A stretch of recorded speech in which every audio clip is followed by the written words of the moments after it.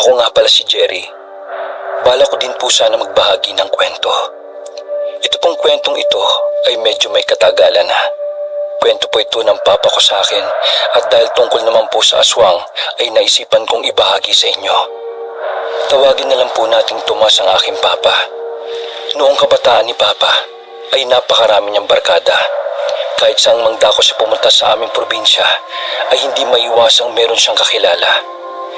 Dahil na rin sa rami ng kanyang naging kaibigan at kabarkada ay hindi niya maiwasang may makakasalamuha siyang kakaiba kumpara sa ating mga normal na tao. Ang aking tinutukoy ay aswang. Dahil na rin sa ibang kabarkada niya ay nakilala niya si Waldo. Kagad silang nakapagpalagayan ng loob ni Waldo dahil pinsan pala niya ang nililigawang babae ni Papa. Kahit na may mga haka-haka ng aswang ang ama ni Waldo ay walang nakapagpigil sa pagkakaibigan nila. Hindi rin naman kasi papaniwalain si Papa ng mga aswang at iba pang mga supernatural na bagay. Para sa kanya ay mga katang-isip lamang ang mga yon. Isa pa raw ay mabait namang tao si Waldo kaya malabong isa siyang aswang. Minsan daw ay nagkayayaan silang mamulutan sa bahay ng isa nilang kaibigan na si Sencio. May nahuli kasi siyang bayawak at kanya itong kinatay. Dahil nga matagal nang hindi nakakatikim ng bayawak si Papa ay hindi na siya tumanggi. Kasama niya si Waldo at ang isa pa nilang kaibigan na tumungo kina Sencio. Pagdating nila roon ay may iba pa palang baklita maliban sa pulutang bayawak. Mga brad, buntis ang asawa ko! Galak na anunsyo ni Sencio sa kanyang mga kaibigan. Tuwan-tuwa si na Papa dahil sa balitang yon dahil meron na silang magiging inaanak. Pero iba ang tuwang nakita ni Papa kay Waldo. Sobra kasi ang ngisi niya at ng mga panahong yon ay parang hindi mapakali ang kanyang mga kamay. Isinuwalang bahala na lamang niya yon at minabuting ilabas ang dala niyang lambanog. Nag-inuman silang apat at bayawak nga ang kanilang naging pulutan. Habang nagiinuman sila ay pinag-usapan nila ang mga plano ni Sencio sa buhay. Maging sa kanilang pagtatagay ay hindi pa rin maiwasang hindi maipagmalaki ni Sencio ang pagbubuntis ng kanyang asawa. Nang mga panahong yon ay medyo may mga tama na silang magkakaibigan. Goods na ako mga brad, wika ni Papa sa mga kaibigan niya. Hindi na nagpatuloy pa ng pag-inom si Papa ng mga panahong yon, subalit wala siyang nagawa nung muli siyang hikayatin ng tatlo na uminom pa at nang madagdagan daw nila ang kanilang iniinom.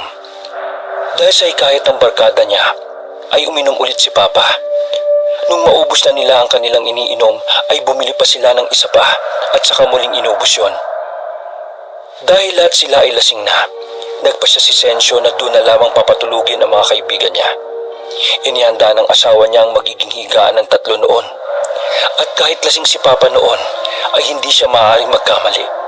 Panay ang titig ni Waldo sa asawa ni Sencio at nagsimula itong maglaway. Parang wala lang yun sa dalawa pa niyang kaibigan. Nasawari ni Papa noon ay hindi nila nahahalata dahil nga lango na sila sa alak. Nang naihanda na kanilang hihigaan, nagpasya silang maiga. Nakahiga na noon si Papa at ang isa niyang kaibigan samantalang nakaupo at titig na titig si Waldo sa asawa ni Sencio. Ilang sandali pa ay biglang nagsalita si Waldo. Brad, Sencio, uuwi na lang ako ha. Kaya ko pa naman eh. Napakunot noo si Papa dahil sa naging desisyon ng kanyang kaibigan. Pinigilan pa nila yon subalit ayaw talaga magpapigil. Walang nagawa si Sencio kung hindi ang ihatid sa pintuan si Waldo. Yun nga po kabanong, umuwi si Waldo.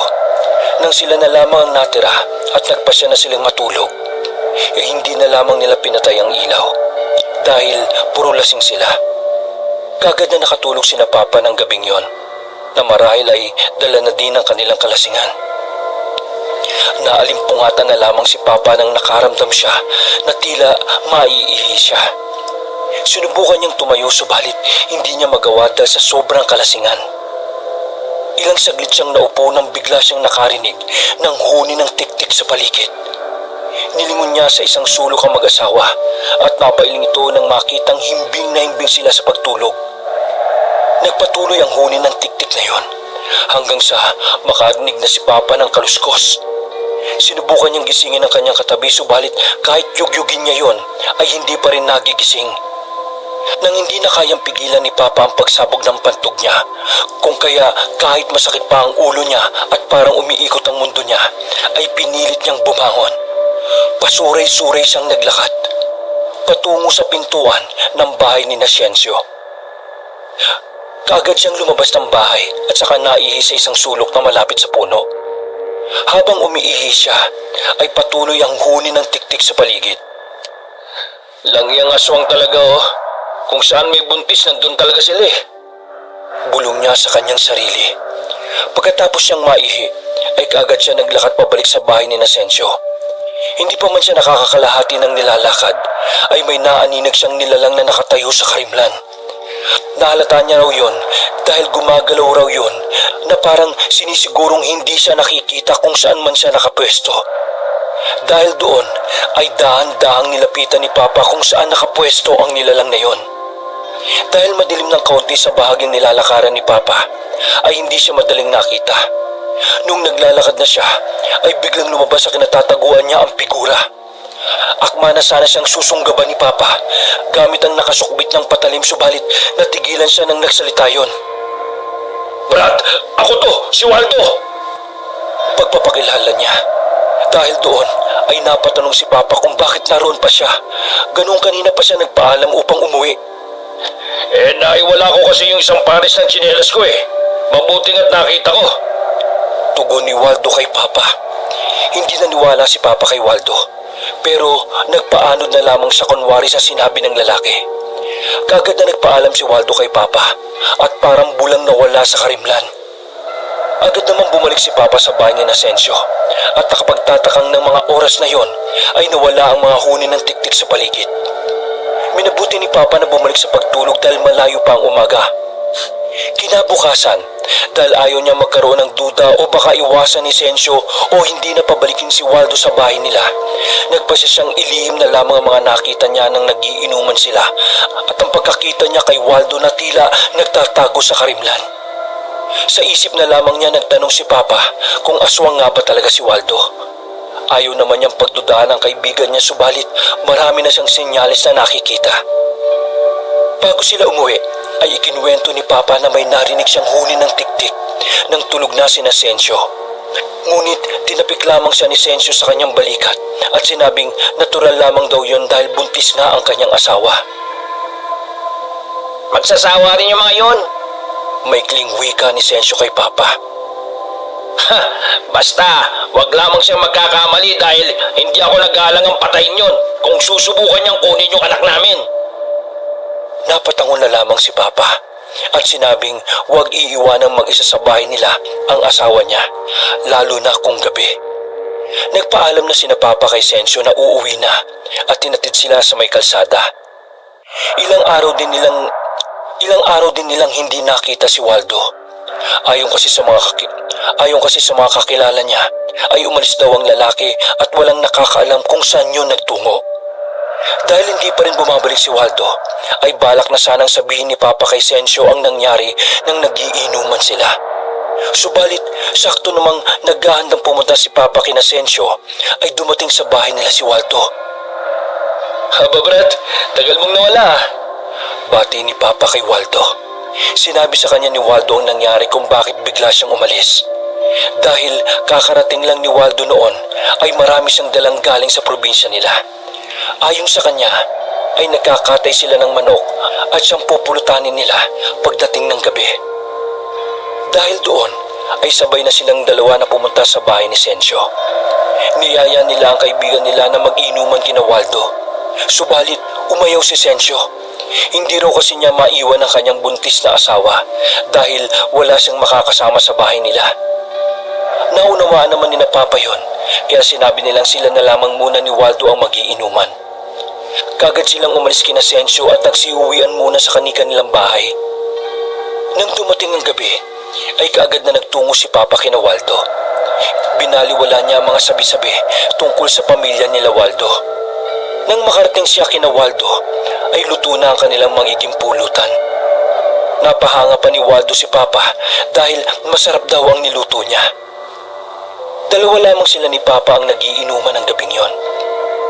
Isang case ng serbesa raw ang unang nilang ininom at ang maubos yon, ay nagpadagdag pa si Waldo ng 2 bote ng lambanog. Ayon sa kanya ay ayos lang kung hindi maubos. Ang mahalaga ay hindi sila mabibitin sa kanilang iinumin. Nagpatuloy sila sa pag-iinuman hanggang sa pareho na silang lasing. Dahil hindi na kaya ni Papa ang umuwi, ay sinabihan siya ng tatay ni Waldo na doon na lamang sa kanila magpalipas ng gabi. Hindi naman tumanggi si Papa. Habang inilalatag ni Waldo ang magiging higaan ni Papa, ay biglang nasagi sa utak niya ang tungkol sa mga aswang. Naalala niya na baka totoo ang mga sabi-sabi. Dahil doon ay naniguro siya. Noong nakahiga na si Papa, ay nakiusap siya sa tatay ni Waldo na kung pwede ay humiram siya ng tuwalya. Binigyan naman siya ni Waldo ng tuwalya at hindi pa nagtanong pa. Nang patay na ang ilaw ni Waldo, ay kaagad na binalot ni Papa ng tuwalya ang kanyang ulo at sinakop niya ang kanyang mga tenga. Nang tahimik na ang paligid, ay nakarinig si Papa ng mga mahihinang yabag. Mahalata raw kasi niyang may naglalakad ng dahan-dahan dahil gawa sa kawayan ang sahig ni Waldo. Ilang sandali pa ay may naramdaman siyang may pumasok na kung sino man sa silid kung saan siya nakahiga. Minabuti niyang huwag umimik at magmatsyag na lamang. Makalipas ang ilang minuto ay naramdaman ni Papa na may nakatayo sa gilid ng kanyang higaan. Nagkunwari siyang tulog noon at kahit tila hinahatak na siya ng antok dahil sa kalasingan, ay pinigilan niya ang sarili. Nagsitayuan ng mga balahibo ni Papa noon dahil may narinig siyang mahinang angil na parang nagmumula ito sa isang aso. Pinilit ni Papa na huwag gumalaw lalo na nang papalapit na sa kanyang tenga ang angil. Kinakabahan man ay nanatiling nasa ganoong sitwasyon si Papa.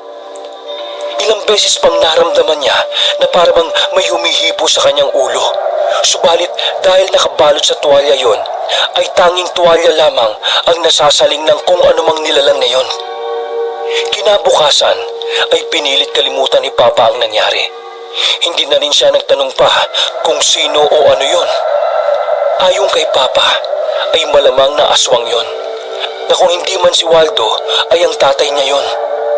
Ang duda pa ni Papa ay balak sana siyang hawaan sa pamamagitan ng paglaway sa kanyang tenga. Mabuti na lamang daw at binalot niya ng tuwalya ang kanyang ulo, kung kaya't hindi natuloy ang paghawa sa kanya. Magsimula noon ay hindi na pumunta pa si Papa kina Waldo. Iniwasan niya na rin ang kaibigan niyang yon dahil ayaw niyang baka maulit pa ang nangyaring pagtatangka sa kanya. Aniya ay mahirap nang mahawaan siya ng pagiging aswang. Wakas.